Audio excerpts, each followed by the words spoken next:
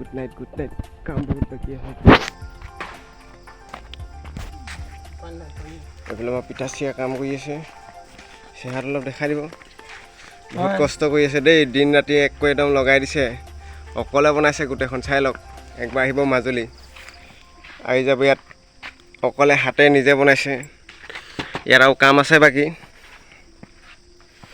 আৰু এই ফুল চুল আছে এইবিলাক অকলে লগাই আছে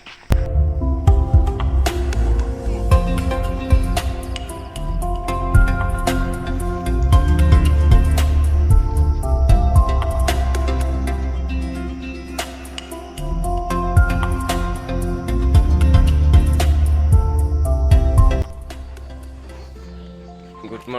মৰ্নিং এজনী বৰখা এজনী আমাৰ এই ঢেপেচি বেলুন ফুলাইছোঁ আমাৰ ধাবা মালিকজনৰ ওচৰলৈ যাম ৰাতিপুৱা একেবাৰে কষ্ট কৰি আছে এইজন আমাৰ বিমান ডেকা চেহাৰা দেখাই দিয়ক ক নমস্কাৰ ৰাতিটো আপোনাক আজি ইণ্টাৰভিউ ল'ব লাগিব দেই আজি ইয়াতে আৰু ৰাতিপুৱা মৰ্ণিং কাম চলাই আছে আহি যাব চাই লওক ইয়াত বেলুন লগোৱাব লাইটিং চাইটিং চব লগাই ৰাতি ব্লগটো চলাই থাকে ৰাতি ইমান খাচ নাই এনে বনাইছিলোঁ এটা এতিয়া বেলুনৰ কামখিনি শেষ কৰোঁ জল্দি তাৰপিছত এতিয়া আমাৰ বেলুন ডেকৰেশ্যন হৈ আছে এয়া আমাৰ Assamartist21 সি মানে একদম ধুনীয়াকৈ ডেকৰেট কৰি আছে আৰু এটা চেয়াৰমেনি আছে সৰু অকেজন এটা সেইটো কাৰণে তো আহক চাই থাকোঁ ব্লগটো কণ্টিনিউ কৰোঁ এণ্ড এতিয়া আমাৰ দেউতা মিষ্টাৰ বিমান ডেকাই ধুনীয়াকৈ ৰঙামোহন তৈয়াৰ কৰি আছে চৰি গোলাপ জামুন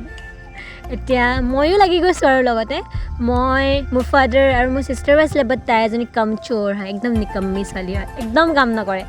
তো এতিয়া আমাৰ দেউতা লাগি গৈছে আৰু গোলাপ জামুনটো বনাবৰ কাৰণে ভাজি আছে তো মেকিঙৰ যিটো মানে প্ৰচেছ সেইটো আৰম্ভ হৈ গৈছে এণ্ড কণ্টিনিউ কৰোঁ আহক চাই থাকক লাষ্টৰলৈকে কেনেকৈ ইয়াৰ পিছতে আমাৰ কেক কটা যিটো অনুষ্ঠান হয় যিটো অকেজন সেইটো ষ্টাৰ্ট হ'ব তো তাৰ আগতে আমি কেইটামান ৰাতিৰ দৃশ্য চাই লওঁ আহক কালিনো ৰাতি আমি মিড নাইট কি কৰিলোঁ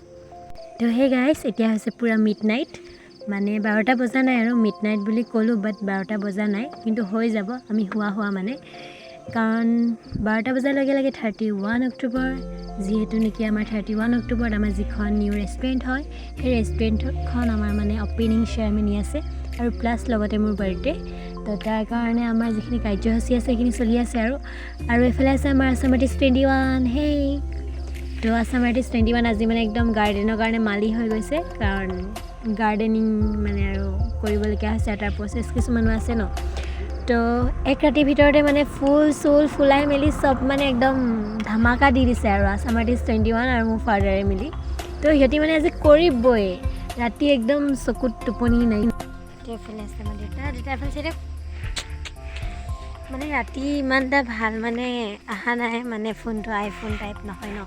এইফালে চাওঁ আমাৰ Assamartist21 গাৰ্ডেন এই ৰাতি 11টা বাজি মানে 12টা বাজু হৈছে আৰু বাট এতিয়ালৈকে আমাৰ কাম চলিয়ে আছে তো ধাবাখনৰ নিউ ৰেষ্টুৰেণ্ট নাম লিখিবলৈ বাকী আছে তো নামটো হ'ব সতীৰ্থ ৰেষ্টুৰেণ্ট তো সেই গাইছ এতিয়া মানে আমাৰ যিটো কেক কটাৰ যিখিনি মানে ফাংচন আছিল মানে সেইটো আৰম্ভ হৈ গৈছিল বাট দুখ মনেৰে ক'ব লাগিব যে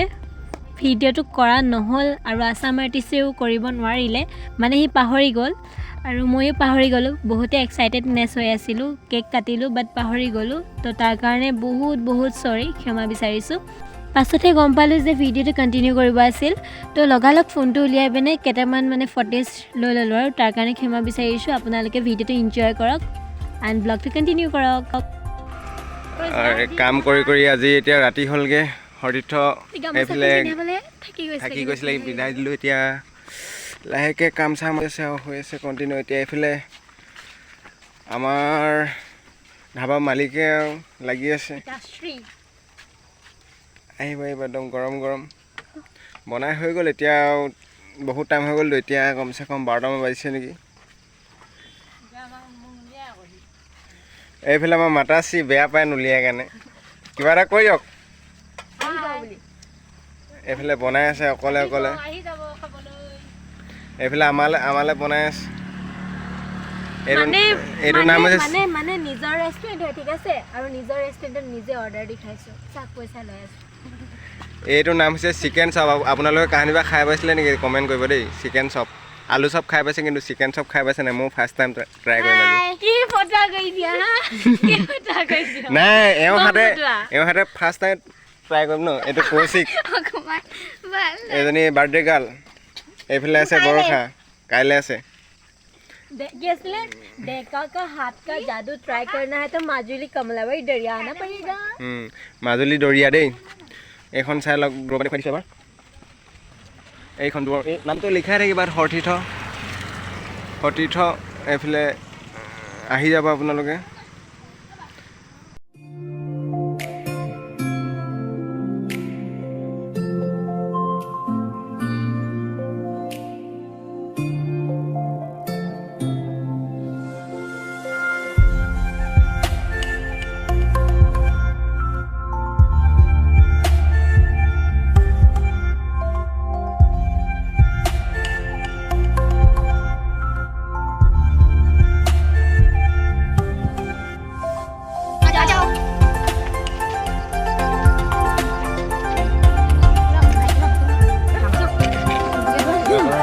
বেগুন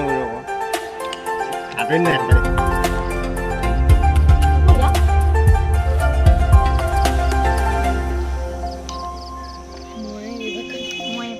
মাকো দিম নহয় অকণমান মাকে দেউতাকে অকণমান দিব লাগিব ন গাইছ ইমানে মজা হৈছে মানে খাই ভিডিঅ' এটা কৰিব লাগিবই মানে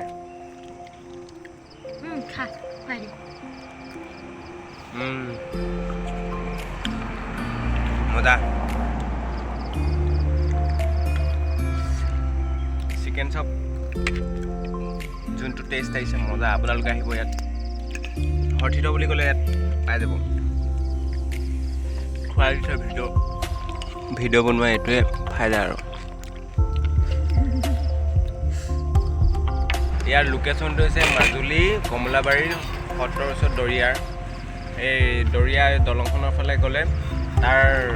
লেফ্ট চাইডে হ'ব ন লেফ্ট চাইডে আপোনালোকে ডাইৰেক্ট মানে কমলাবাৰী যিটো আমাৰ চেণ্টাৰ হয় মানে চাৰিআলি তাৰ পৰা আপোনালোকে এনএলকে ৰোডত আহিব মানে নৰ্থ লখিমপুৰ যিটো ৰোড পৰে সেইফালে আহিলে মানে চিভিল ৰোড এটা পাব আপোনালোকে সেইফালে নাযাব কণ্টিনিউ কৰিব মানে এনএলকে ৰোডটোত তো আপোনালোকে মানে পায়ে যাব আৰু দৰিয়া বুলি ক'লেই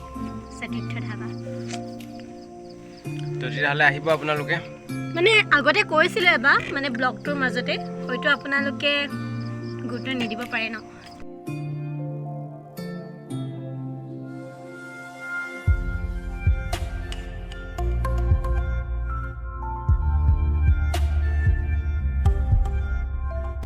তো ফাইনেলি এতিয়া আমাৰ খোৱা বোৱা চব শেষ হৈ গ'ল এণ্ড আমাৰ Assamartist21 ফেমিলি কৈছোঁ আপোনালোকে যদি ব্লগটো ভাল পাইছে তেনে like comment share and subscribe কৰি দিব